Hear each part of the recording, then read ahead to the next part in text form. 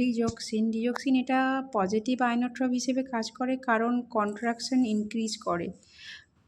Positive আইনোট্রপের ফাংশনই হলো হার্টের contraction increase করা, মানে হার্ট পুরোভাবে কন্ট্রাকশন করবে, দেন পুরো কমপ্লিটভাবে রিল্যাক্স হবে। এতে কি হয়, হার্ট রেটটা ডিক্রিজ হয়ে যায়, হার্ট লোড, তাই কারণে হার্টের লোডও কম হয়। এবং ডিজক্সিন নেগেটিভ ক্রোনোট্রপিক হিসেবে কাজ করে। নেগেটিভ ক্রোনোট্রপিক মানে হার্ট রেট ডিক্রিজ করা, এবং এখানে ক্যালসিয়াম ইনফ্লাক্সটাও বেশি করে ডিজক্সিন।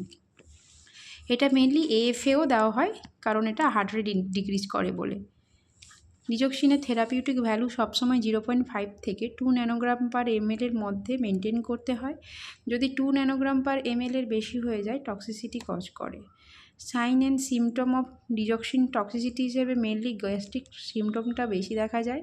গ্যাস্ট্রিক সিমটমের মধ্যে nausea, vomiting, anorexia most commonly, এবং ভিজন চেঞ্জেস হয়। ভিজন চেঞ্জেসের মধ্যে হ্যালো বা ইয়েলো ভিজন হয়। ইম্পর্টেন্ট অ্যাবাউট ডিজক্সিন হলো, ডিজক্সিনটা মেনলি বাইন্ড হয় পটাশিয়ামের সাথে এবং ইউরিনের দ্বারা এক্সক্রিট হয়ে যায়।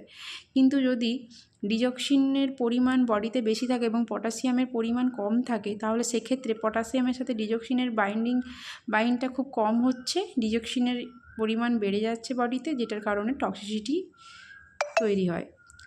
এবং ডিজক্সিন টক্সিসিটি হলে অ্যান্টিডট হিসেবে ডিজিটালিস বা ডিজিফেপ দেওয়া হয়।